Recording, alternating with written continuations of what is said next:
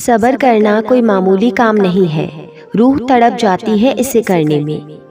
انسان اپنے دل کے سب سے قریبی رشتے کو کھو دیتا ہے اور تڑپتا رہ جاتا ہے بے بس ہو کر۔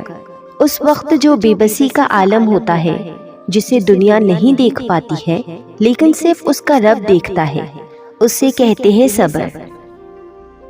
جب بے شمار خواب دیکھے جائیں، وہ خواب پورے ہوں، ان کے لیے تہجد پڑھی جائے، دعائیں کی جائیں، لیکن آخر میں وہ خواب چور چور ہو جائیں، وہ پورے نہ ہو پائیں، اس وقت بھی اللہ تعالیٰ سے امید رہے اور اس سے ناراضگی نہ کی جائے، اسے کہتے ہیں صبر۔ جب بار بار اپنی صورت کو لے کر، اپنے رنگ کو لے کر، اپنے خط کو لے کر، اپنے بیک گراؤنڈ کو لے کر، اپنی غریبی کو لے کر لوگوں کے سامنے خود کو چھوٹا محسوس کرنا پڑے، اسے کہتے ہیں صبر۔ جب اپنی من چاہی چیز یا انسان کسی کو بنا مانگے ملتا دیکھے، اس وقت جو دل تڑپتا ہے، اسے کہتے ہیں صبر۔ جب انسان بے قصور ہو کر بھی سب کی نظروں میں قصوروار ٹھہرایا جاتا ہے، اس وقت جو اس کا دل تڑپتا ہے، اس کے دل سے آہ نکلتی ہے جو عرش عظیم تک پہنچنے کی طاقت رکھتی ہے، اس وقت وہ انسان خاموشی سے سب کا مقابلہ کرتا ہے، تو اسے کہتے ہیں صبر۔ جب کسی کا عزیز انتقال فرما جائے، جس کے بنا زندگی جینا مطلب، بے مطلب سی زندگی، اس وقت جو آنکھوں سے ٹپ ٹپ آنسو گرتے ہیں اور دل اندر ہی اندر زور زور سے چلا رہا ہوتا ہے، جو اللہ تعالیٰ کے سوا کوئی نہیں سن سکتا، تو اسے کہتے ہیں صبر۔ جب شوق کی عمر میں زندگی ذمہ داریوں کے بوجھ تلے دبا دیتی ہے، جب اپنی ہی عمر کے لوگوں کو ان کے باپ کے پیسوں پر عیش کرتا ہوا دیکھے اور پھر خود کو پورے گھر کی ذمہ داریوں تلے دبا دیکھے، اس وقت جو دل دکھتا ہے، تو اسے کہتے ہیں صبر۔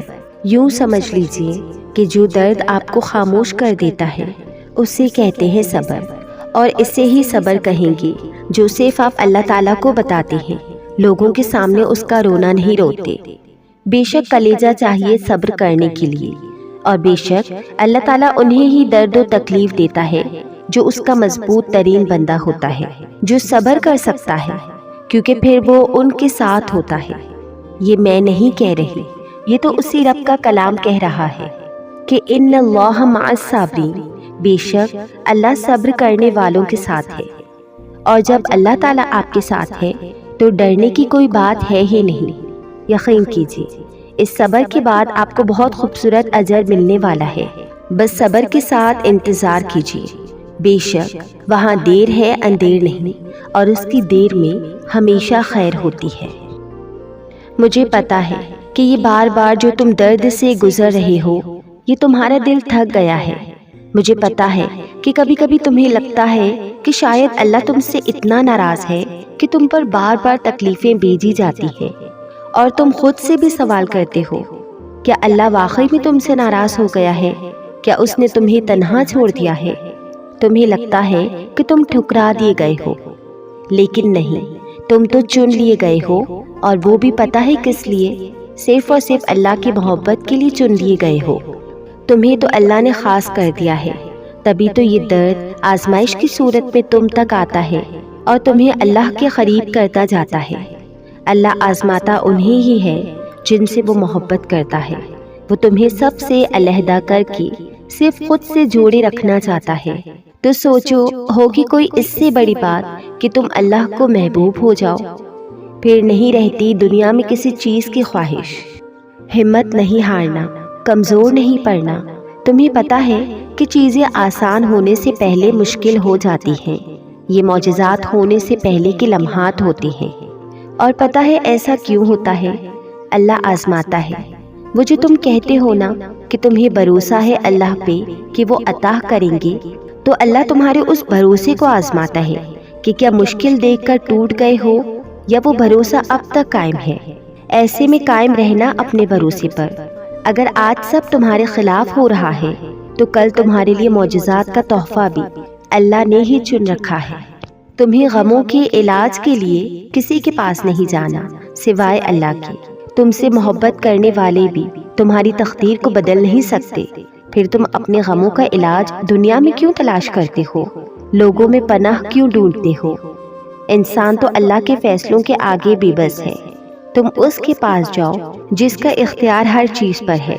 تمہیں سکون سجدوں میں ملے گا، اپنے رب کے روبرو۔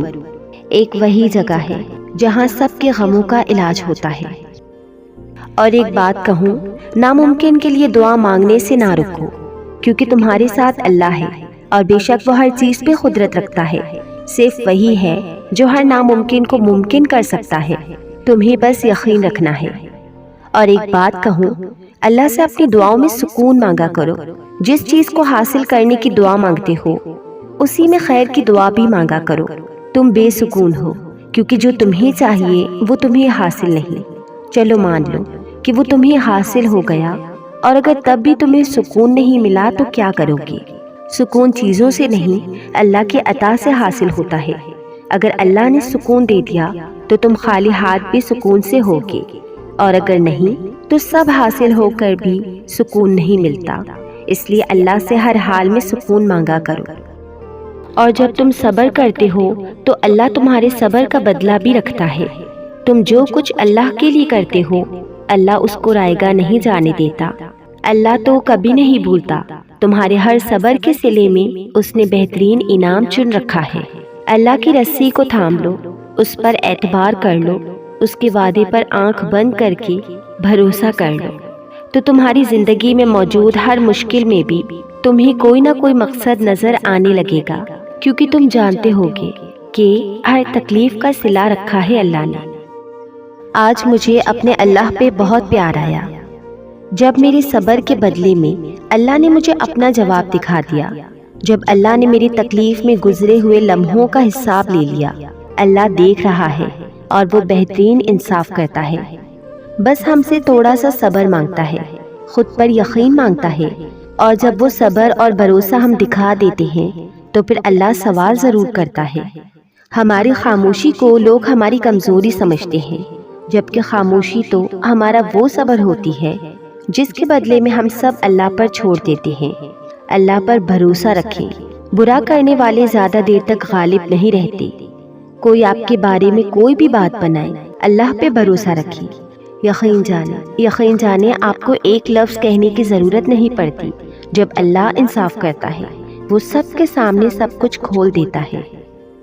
میں جب کسی مشکل میں آئی تو سوائے دعا کی کوئی اور حل نظر نہیں آیا۔ جب بھی میں پوری طرح سے بے بس ہوئی اور کوشش کرنا بھی میرے اختیار میں نہیں رہا تو وہاں بس دعا ہی تھی جس نے بند دروازوں کو کھول دیا۔ پتہ ہے جب آپ دعا کرتے ہو اور اللہ سے مدد مانگتے ہو تو ایک ہمت سے آ جاتی ہے زندگی کے مشکلوں سے لڑنے کی۔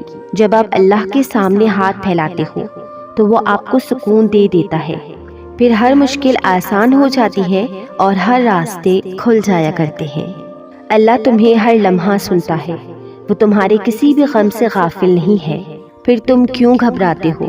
اسے علم ہے اور وہ سب بہتر کر دے گا انشاءاللہ۔ کیا ہوا اگر کوئی چھوڑ گیا تو اللہ تو موجود ہے نا؟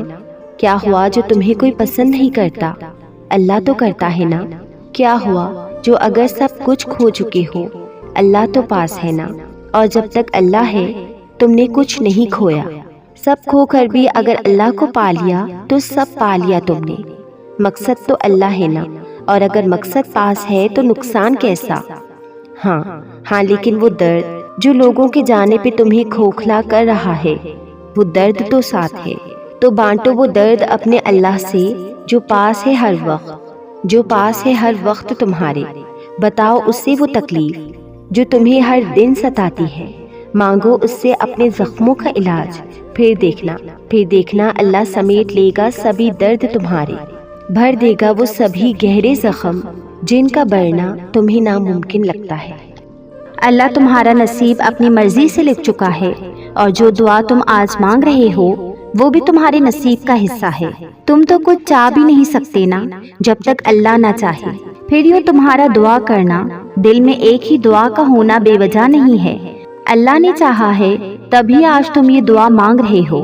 اس کی رحمت سے مایوس نہیں ہونا، وہ جب دعائیں قبول کرنے پر آتا ہے نا تب ہر وہ چیز ممکن ہو جاتی ہے جس کو تم ناممکن سمجھ لیتے ہو۔